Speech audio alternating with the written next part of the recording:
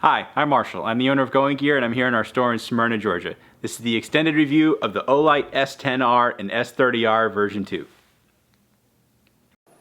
Alright, so here we are with those new lights. We got the S10R2, S30R2. Normally I don't do videos on slightly upgraded lights, but these aren't slightly upgraded. There's some really nice improvements on these. These are some of my favorite lights. They're some of our best selling lights, so I thought they were definitely worth a video.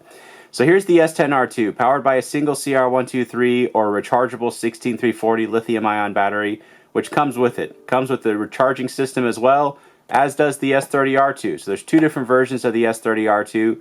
You have one with a 3200 milliamp hour battery. You have one with a 3600 milliamp hour battery. We always have people ask us which one they should get.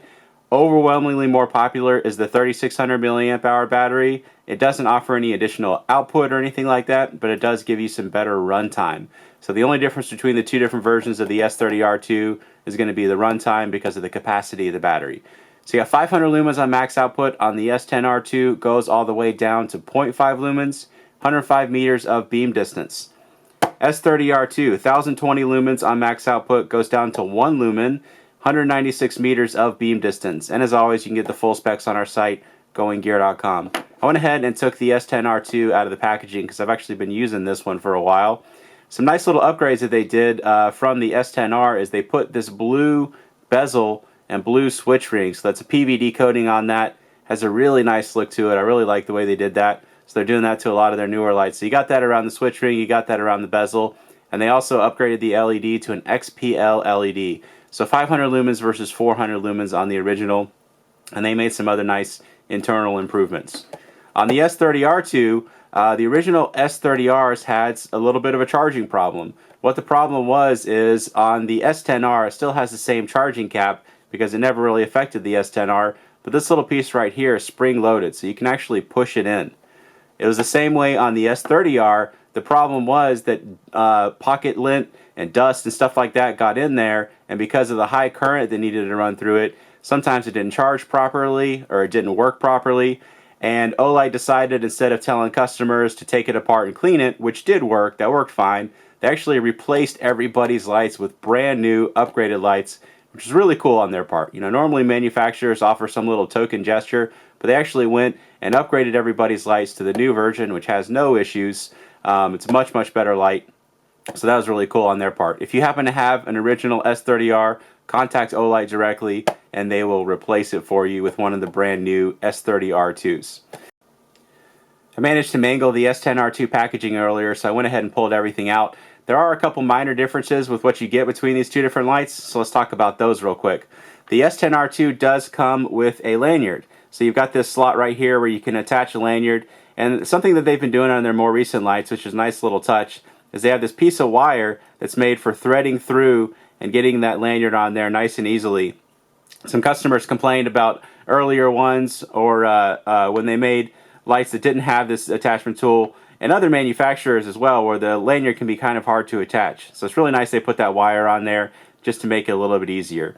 The charging dock is also slightly different, and we'll talk about that in a little while. So we're just going to set this right here. Get the lanyard out of the way. One other note is when you have the S10R2, so this is the cardboard that comes inside the packaging, the light will be like this. There will be an O-ring around here going through there, attaching it to this piece of cardboard.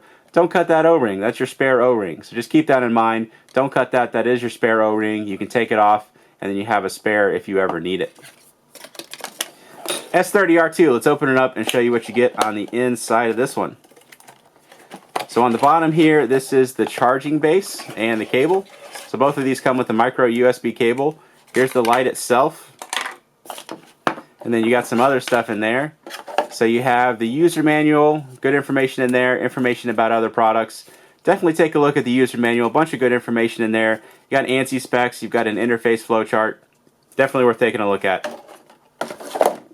Alright, so here are the lights, and here is the charging dock for the S30R. So we're going to pull that out, actually have a micro USB cable already set up. Actually, there's one other thing in here I want to show you, is this piece right here, and both of them come with this. So this is meant to attach to the bottom of the charging dock, and then you can permanently attach this anywhere. So if you want to have this on your nightstand or the dash of your car or wherever else, it makes a nice secure attachment point.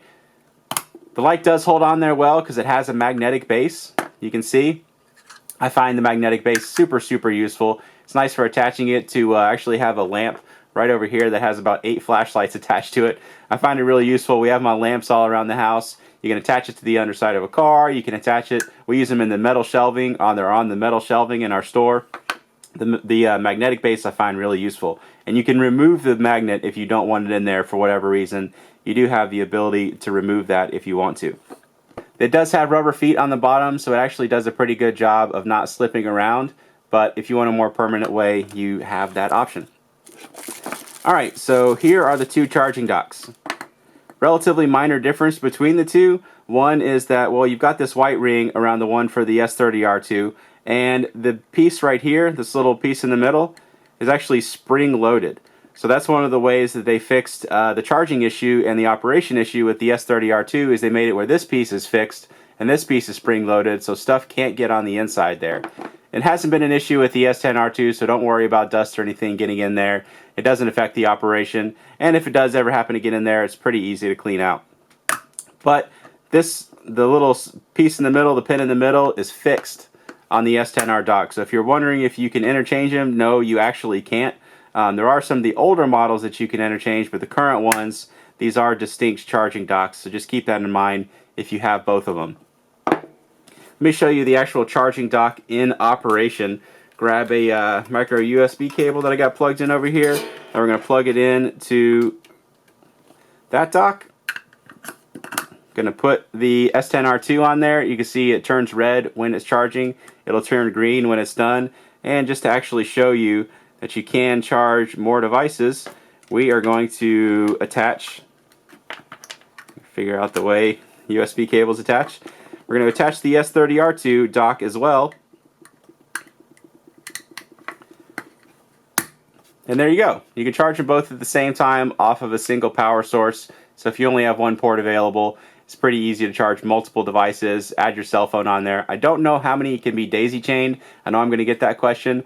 I'm not sure. I wouldn't do more than a couple devices. So just keep that in mind. Don't try to do 30 in a ring or anything like that. I don't think it's going to provide enough power for that. So anyway, that's the charging system. You can see it holds on there really well. Really cool charging system. I like the way they did this. And that was a good way for them to cut down on the size of the lights themselves. So a lot of the ones that have the micro USB port or whatever proprietary port, you know, it adds bulk and weight to the light itself. So they put this really simple charging system in the tail cap, and you've got the circuitry inside the light, and the charging system is separate. So it's a nice way to balance the size of the light with having the built-in charging. I like the way they implemented that for sure. Magnets giving me fits. Alright, let's take a look at the lights themselves. Let's zoom in on these guys, take a little bit closer look. So here is the S10R2. You know, people ask which one you should get. I lean towards the S10R2 just because of the size. I like my EDC to be nice and compact. If it's something for your bedstand or something where you don't mind a little bit larger size, or even if you don't mind having a little bit longer light in your pocket. I actually carried the original S30R in my pocket for a while, and I never noticed it. It's a nice slim shape, so it sits in the pocket really well. It fits in the corner of your pocket if you have a clip to your pocket. The weight's not bad at all, but I like the smaller size. I actually carry an S1, but the S10R2 is a little bit larger than that. I like the smaller size, but I tend to go for the S10R2 over the S30R2. Our customers are about 50-50, so these sell pretty much equally well for us. Again, the S30R 3600 milliamp hour is overwhelmingly more popular than the 3200, but between, you know, forgetting about the capacities, these two lights pretty much sell the same for us. 500 lumens versus 1020 lumens, you have drastically longer runtime on the S30R2. So you have something like close to 2 hours on the S30R2. Let me actually talk about that real quick. That's something I didn't really note earlier. Something that they do, that Olight does, that most manufacturers do not do, is they're really honest about their outputs. So you can see right here, you got 1020 lumens to 600 lumens, and then it says 3 plus 115 minutes. Pretty much every flashlight we sell, especially when you have 1000 lumens in a light this size, drops the output after a few minutes. The ANSI specification, when it talks about the runtime, the FL1 specification is to 10% of the original output. So if they wanted to, they could say it was at 1020 lumens for 118 minutes and not really talk about how it drops to the 600 lumens, because the ANSI specification doesn't make them do that. They're really honest about the way it does that. And if you look at the output graph of this, they don't put it on this one, but I've seen it before. It's really flat. So once it drops to the 600 lumens, it maintains that for pretty much the rest of the time. So they're really honest about the way that they do this, and I like that a lot. So it's 1020 lumens for 3 minutes. It'll drop to 600 lumens, and it'll run at that for 115 minutes. And the same thing on the S10R too. I think it drops down to 300 lumens after 4 or 5 minutes, and then it'll run at that for 45 minutes. Actually, you know what? Before I say that, let's actually pull it out so I'm not giving bad information. Yeah, 500 lumens to 300 lumens, and it goes for 4 minutes, and then it'll run at the 300 lumens for 45 minutes. And again, keep in mind that that is running at full tilt the entire time. So if you turn it off, leave it off, turn it back on, it's going to go right back to the 500 lumens. And then it'll go all the way down to 1 lumens. It will run for 48 days. On the S10R2, it will go to 0.5 lumens, and it'll run at that for 168 hours. So if you go down to the lowest output, which is definitely a usable amount of light, you can see what's going on in front of you. It is definitely a usable amount of light. It's enough light to see what's going on right in front of you, which you'll see a little bit better when we go outside, but you can use that for a really, really long time. I tend to use the max output and the lowest output on my lights, which is why I really like the interface on these lights, which you'll see here in just a little while. So let's talk about these lights. So you've got the little hit of the blue, you've got the PVD coating, XPL LED down in there. You've got this switch, which is flush with the switch ring, so you don't really have problems with accidental activation. And you have the bump from the 400 to 500 lumens from the original S10R. On the S30R, they fixed the charging system, so these don't have any of the charging problems. They don't have any of the operation problems. And they put this really nice switch on here. So this is the same switch that they use on the S1, which is my EDC. It's my favorite little light. I love that thing. And you can see it's raised up a little bit, but you have to push it down a decent amount. You can see I'm pressing down on it. You've got to press it down a decent amount before you actually get any activation. So even though it is raised up a little bit above the switch ring, I haven't noticed any problems with accidental activation at all. Cree XML2 LED down in there. You've got the smooth reflector. You've got the smooth reflector on that one as well. Kind of turn them around so you can see the styling. There's your charging cap there on the end. These do both come with batteries. So you have a 16340 lithium ion battery in the S10R2. You have an 18650 in the S30R2. Depending on which one you buy is the capacity of it. So you either have a 3200 milliamp hour battery or a 3600 milliamp hour battery. There is actually a third version of the S30R, and it's the S30R Javelot. We do not sell this at goinggear.com. So if you look for this on our website, you will not be able to find it. You can only buy this directly from Olight in the US. So you can go to olightworld.com, or you can go to their official Amazon store and you can get the S30R Javelot. This has the Cree XPL High LED in there. So it takes the beam, it focuses a little bit more, you don't get as wide of an area lighting, focuses a little bit more, gives you more beam distance. I'm going to do a separate video where I compare these two lights just so you can see that. But just keep in mind there is another version available if you want to know how or where to get that one. Alright, so these two lights, they have almost the same interface. It's kind of like the stuff that got included with them. They have almost the same interface, slightly different, couple minor differences. So we're going to use the S10R2 first. Press and hold the light, it'll go into the lowest output. From off, if you double click, it will go into the highest output. While it's on, if you press and hold, it'll cycle through your other outputs. While it's on, double click and you'll go into strobe. Also, if you turn it off, turn it back on, it's going to go into the last output that you had. It does not memorize strobe. Has a battery indicator there in the switch. I'll make sure to charge it before we go outside, but it turns red when your battery starts getting low, lets you know that you need to recharge the light. There's also a lockout in here, so if you do the press and hold from off, you can see it goes back off. I'm still doing the press and hold, and then there is a lockout. Press and hold, and it'll go back out of that. I personally highly prefer just loosening the tail cap. So you loosen the tail cap, you've got a mechanical lockout. You don't have to worry about an electronic lockout and then it accidentally turning back on or anything like that.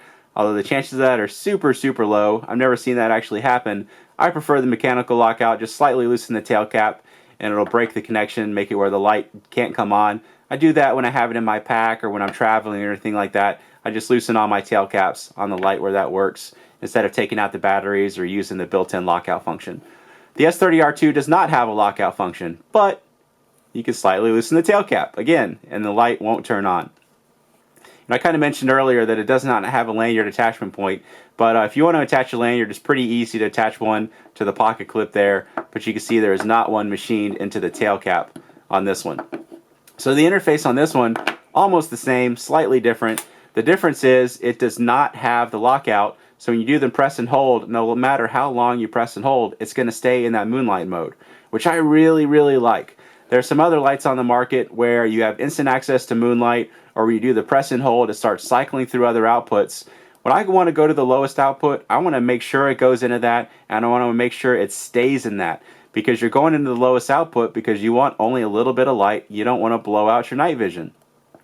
This is a really good solution to that, where as long as you press and hold, it's going to stay in that lowest output. You don't have to worry about accidentally holding it a little bit too long and it going into high and just ruining your eyes at night. It's a really good implementation of that. Double click from off, you still have the access to the max output. You can still do the press and hold. It'll cycle through, turn it off, turn it back on. You have the mode memory. Strobe is accessed differently, so from on or off, triple click and you have access to the strobe. And again, it does not have a memory for that. It only has a memory for the last output that it was in. So slightly different interface, both really good implementations of an interface. I love, love, love the baton interface, which is why I've been carrying them for so long. I've been carrying the different iterations of the Olight baton series as they've gone through the different ones. I currently carry one of the S1 titaniums. And I just like the interface a lot, because like I said before, I use the lowest output, I use the highest output. That's what I use most of the time, and having instant access to those is a really nice feature. So I mentioned the batteries before. I never really talked about them. I want to show you something on the S30R2.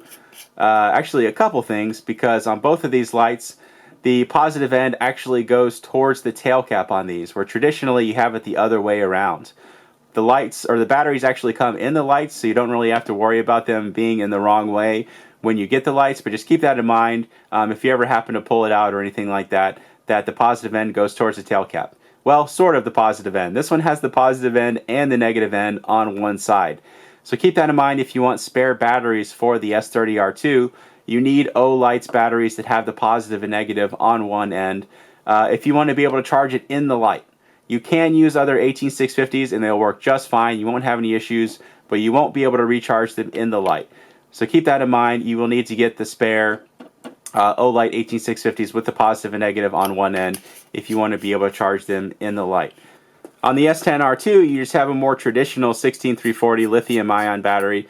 It is one of Olight's. You can use other manufacturers in there, but they definitely recommend that you use Olight's, because then you know you're getting a quality cell. It's going to work with the light. Don't use some cheapo that you got on eBay, you don't know the source of. It might be counterfeit. They might just be not the highest quality. You don't want your light to catch on fire, especially when it's in your pocket or in your hand or close to your head or something like that. Make sure you use high quality cells in both of these lights, because catching on fire and exploding is something that lithium-ion batteries can do if you get poor quality ones. But you've got the 16340. You can get spares from us on both of these if you want to have spares. They're both pretty easy to get. So that's the interface. Showed you the battery, showed you the accessories, showed you the charging of both of these lights. Let's take them outside and we'll show you how they do outside. Alright, here are version 2 of the S10R and the S30R. Got the big 40 mag light that I always use as a control, since pretty much everybody knows what it can do. Let's go ahead and try out that mag light first. Alright, tree right there is about 30 feet away. Dock house down there on the lake's about 100 feet away. Let's go ahead and try out the S10R first. Let it cycle through the different outputs. You can see a lot of light coming out of this little light. Good output, nice beam on it, so it lights up a pretty wide area. And you got a whole lot of spill. So you got the bright part in the center, or the hot spot, and then you got the spill out here. And the spill is really wide, so you can see how wide out it goes. It's kind of interesting, the reflection off that PVD is blue colored, but you don't really see that in the beam. It's just because I'm putting my hand right in the fringe of that beam, but you can see in actual usage it doesn't show up.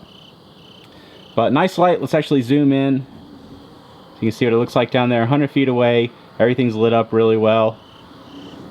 Alright, let's go ahead and try out the S30R now, see what it can do. Alright, we'll do the double click, make sure it's on high. So there you can see a little bit more concentrated beam. So the hotspot's a little bit smaller, but it's also more intense. So it gives you more distance, gives you more lumens, but you can see going from 500 to 1000 lumens, it's not a massive increase, and it's just the way that our eyes see the light. But it definitely is a noticeable increase. So let's zoom in so you can see everything down there is definitely lit up better. It's just our eyes don't see it as twice as bright, just because it has twice the lumens. So we'll cycle through the different outputs on the S30R2, and just so you can see what it looks like up close with the Moonlight Mode. And you're going to see the same thing with the S10R. Really good for up close kind of stuff. So if you want to see things that are right in front of you or the ground right in front of you, Moonlight Mode's great for that. And then when you need it, you got the max output of the 500 or the 1000 lumens. Alright, we'll do them side by side. So here's the S30R over here on the right, and then the S10R on the left, just so you can see the difference in the beams. A little bit more concentrated on that S30R, but not hugely so. Alright, let's try these out at a longer distance. Alright, we got some more space to try out those Olights, see what they can do. We'll do the S10R first. Boat right there is about 20 feet away. Got a couple targets set up out there. First one on the right is at about 50 yards. One on the left, let me get my finger in there. That one right about there is at about 100 yards. Tree line beyond is about 130 yards. You can see it makes it out to 50 yards. Those signs are actually at about 65 yards. 100 yards, definitely can see the lighter parts of it. And you can see the lighter parts of the trees as well. It's a super humid night, so that's definitely affecting the range of this light. But it's not made to be a super thrower. You're not going to get any super long distances out of it. I'm saying super a lot. Need to calm down on that. Let's go ahead and try out the S30R2. So there's the S30R2. You can see you're getting the better distance, you're getting the more lumens. The longer distances is where you're going to see a larger difference between these two lights. So the 50 yards, the 100 yards, the tree line beyond makes it out to all of those really well. You can see the trees pretty well. You can definitely see the 50 yards, the 100 yards, the signs at 65 yards. You can see all of them really well. So that's where the difference in the lumens is coming in for sure. Let's cycle through the different outputs on that. I'll show you the other outputs on the S10 as well. Let's do them side by side. Alright, so we'll have the S10 on the right, S30 on the left over here. We'll kind of do them back and forth. So at a distance you can see the difference between the two. Alright, so there you go. That is the Olight S10R and S30R version 2. If you like them, you can buy them from me at goinggear.com. Any questions or comments, you can reach me in the comments or any of my guys at goinggear.com. If you like the video, please subscribe. I do a lot of gear and flashlight videos. As always, get going and start something. Thanks for watching.